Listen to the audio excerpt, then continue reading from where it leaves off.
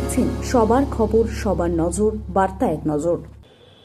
কাজ বন্ধ করে বিক্ষোভ সাফাই কর্মীদের। বাঁশবেড়িয়া পৌরসভার অস্থায়ী সাফাই কর্মীরা বেতন বৃদ্ধি এবং সরকারি সুযোগ সুবিধা পাওয়ার দাবিতে বিক্ষোভ দেখান কাজ বন্ধ করে।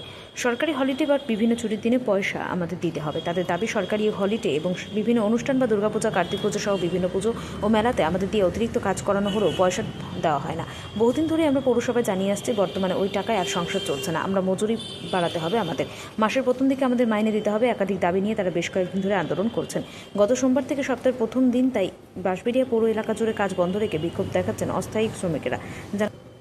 প্রায় 700 থেকে 800 অস্থায়ী শ্রমিক রয়েছেন। পৌরসভা সূত্র জানা যায়, অর্ধেক শ্রমিকের বেতন ঢুকছে, তবে বাকি শ্রমিকেরা বেতন পায়নি। তারা কাজ বন্ধ রেখে বিক্ষোভ দেখান। সেই সময় আজ চতুর্থ দিনও পৌরসভার সামনে জড়ো হয়ে তারা বিক্ষোভ দেখান। ঘটনাস্থলে আসেন বিজেপি মণ্ডল সভাপতি সুরেশ চৌধুরী এবং বাঁশবেড়িয়া মিলফারির পুলিশ। তাদের সঙ্গে আলোচনায় বসেন। তারাও বলেন যে আমরা চেষ্টা করছি যাতে আপনারা ঠিক সময় বেতন পান এবং তাদেরকে কাজে যোগ দেওয়ার জন্য অনুরোধ করছি। কি বলছেন পৌরসভার অস্থায়ী শ্রমিক থেকে মণ্ডল সভাপতি, শুনবো।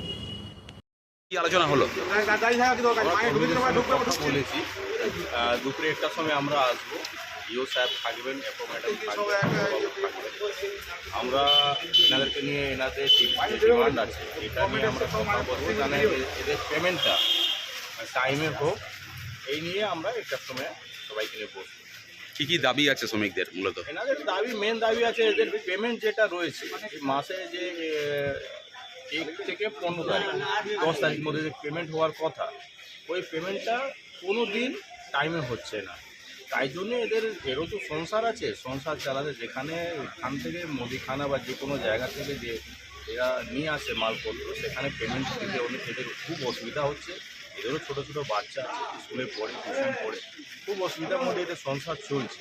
এরা আমাদের কাছে দাবি রেখেছেন, এই দাবিগুলোকে নিয়ে আমরা বড়োবাবু ইও সাহেবের সঙ্গে কথা বলব। কিন্তু আরও তো দাবি রয়েছে, বেতন বৃদ্ধি এবং যে ছুটির দিনে যে কাজগুলো হবে সেই পয়সাগুলো তো পায় না। অনেকগুলো দাবি রয়েছে, বেতন বৃদ্ধি আছে, তারপরে এনাদের যে পোশাক আছে, আইডেন্টি কার্ড আছে, অনেকগুলো দাবি আমরা বলেছি। দাবিগুলো তোমরা লিখে রেখো, আমরা গিয়ে এখানে কথা বলছি।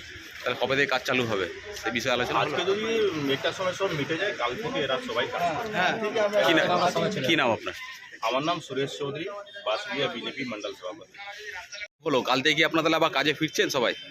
আমাদের মণ্ডল সভাপতি এসেছিলেন এবং প্রশাসনিক দিক থেকে পুলিশরা এসেছিলেন। তারা এসে আমাদের কাজ দিয়েছে যে আজকে দুপুর 12টার সময় তোমরা তোমাদের কাজ চালিয়ে যাও। আমরা বললাম যে আমরা কাজ চালাতে গেলে আমাদের কিছু জনের মাইনে দিয়েছে এবং কিছু জনের মাইনে দেয়নি। আমরা অস্থায়ী ড্রাইভাররা কেউ মাইনে পাইনি। তো সেই হিসাবে আমরা যখন আমাদের বক্তব্যটা তাদের কাছে পেশ করলাম, তারা আমাদেরকে এই প্রতিশ্রুতি দিল যে তোমরা কাজটা চালু করো কাল থেকে। পুলিশও এই কথাই বললেন এবং মণ্ডল সভাপতিও এই কথা বললেন। আমরা যখন বললাম আমাদের বক্তব্যটা, তখন উনি বললো যে ঠিক আছে, তোমরা যদি এটাই বলতে চাও তাহলে তোমরা 5জন 6জন মিলে থাকবে, আমরা ইও সাহেব এফও সাহেবের কাছে যাব, ওনারা কী বক্তব্য দেয় সেই বক্তব্য শুনে তোমরা তোমাদের কাজের যে বিরতি এনেছো সেটাকে তোমরা ভেঙে দাও। কারণ এখন ডেঙ্গুর সময়, তোমরা এটাকে আটকে রেখো না, কারণ প্রচুর সাধারণ মানুষ অসুবিধার মধ্যে পড়ছে। তা আমরা আমাদের বক্তব্যটাও বললাম যে আমরা কোনো সময় কাজকে বিরত রাখতে চাইনি। আমরাও চাই যে কাজটা সুষ্ঠুভাবে হোক, কারণ বাঁশবেড়িয়া পৌরসভার আমিও একজন তো আমারও বাড়ির পরিষেবা বন্ধ হয়ে রয়েছে। আমরা সেগুলো সবই বুঝি, কিন্তু বুঝলে কী হবে, আমরা যে ধর্মঘটটা করেছি আমরা অন্যায়ভাবে কোনো কিছু করিনি। আমরা আমাদের পেটের তাগিদে আমরা ধর্মঘটটা করেছি, যাতে আমাদের কোনো রকম রুটি রোজগার টান না পড়ে।